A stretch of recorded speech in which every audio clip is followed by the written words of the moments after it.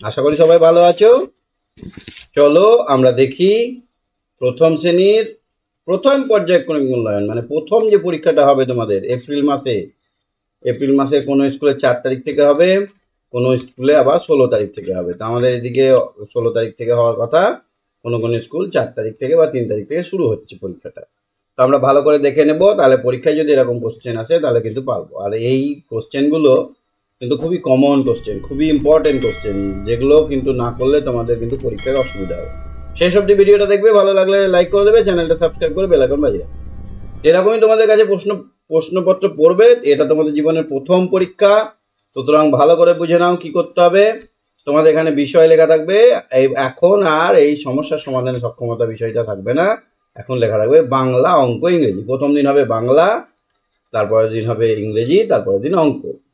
পূর্ণমান 10 থাকবে না, পূর্ণমান থাকবে 20। এগুলো তোমার দেখার নেই, কিন্তু জেনে রাখো। আর সময় থাকবে 40 মিনিট।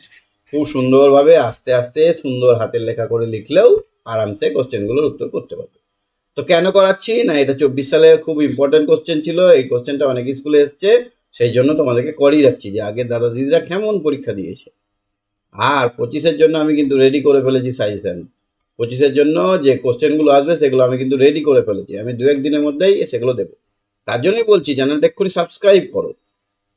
তারপরে তোমাদের কি করতে হবে, তোমরা তো ছোট্ট ছোট্ট হাতে সুন্দর করে নিজের নামটা লিখতে পারছো, এখানে নামটা লিখতে হবে, তোমাদের 9 আকার নাম, এখানে নিজের নামটা লিখতে হবে। আর এখানে তোমাদের যে রোলটা দেখে সেই রোল নাম্বারটা এখানে লিখতে হবে, কারো 1 আছে, কারো 2, কারো 5, এই সংখ্যাটা এখানে লিখতে হবে। তোমার যদি রোল 5 হয় 5 লিখে দেবে, বা বাংলায় 5 লিখে দিতে পারো। হয়ে গেল প্রথমে।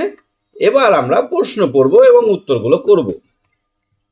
তো দেখো এখানে আছে শূন্য স্থানে, মানে এই ফাঁকা জায়গাটায়, শূন্য স্থান মানে ফাঁকা জায়গায় সঠিক শব্দ বসাও।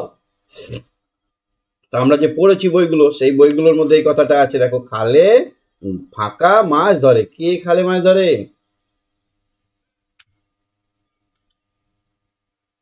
প্রিয়ন্তী আসেনি আজকে? আচ্ছা, কে খালে বক মাছ ধরে? খালে বক মাছ ধরে, তাহলে এখানে কি বলবে? বক কথাটা বসে যাবে। বনে কত ওরে? কি ওরে? মাছি ওরে। বনে কত? মাছি, মেকা ছাইসি, মাছি ওরে। ওরা সব মৌ, ময়ে ও করে মৌ, মেকা ছাইসি মাছি, ওরা সব মৌমাছি। ওইখানে মৌচাক, মৌমাছির বাসাকে বলা হয় মৌমাছির চাক বা মৌচাক। এবার দেখো তো শব্দ তৈরি করো, এইটাকে আর এইটাকে নিয়ে আমরা শব্দ বানাবো। উল্টো পাল্টা আছে, একটু ঘুরিয়ে করতে হবে। তাহলে এটাকে কি হবে? আটাকে আগে নাও, বর্গীর জ, আজ মানে আজকে।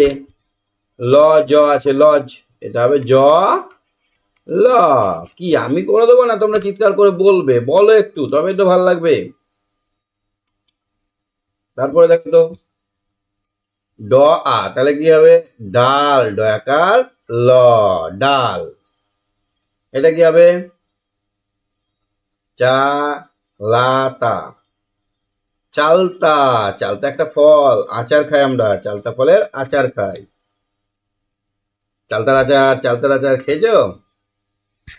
একদম চালতার আচার।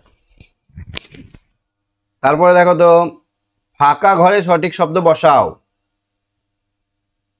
এইগুলো কি বলতো, দুটো করতে হবে, 1 নম্বর করে আছে। দুটো করতে হবে, একটা করতে হবে 2 নম্বর করে আছে, 1 নম্বর করে দুটো।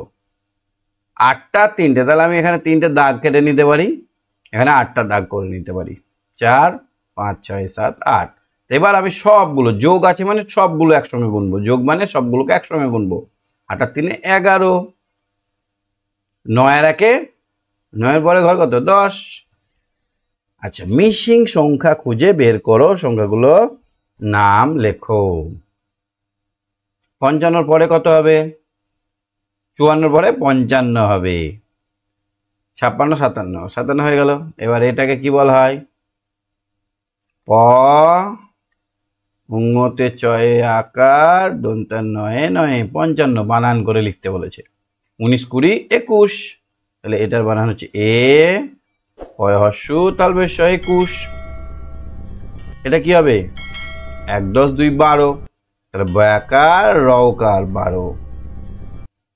আচ্ছা 18, 19, 20, 21, তাহলে 19 হর্ষবু দন্ত্য নয় হর্ষই তালবেশ 19, এটা হবে দীর্ঘ উ। এই বানানগুলো একটু লক্ষ্য রাখবে। তারপর দেখো তো কিসের ছবি এটা? মাছ, ইংরেজিতে কি বলে? ফিশ,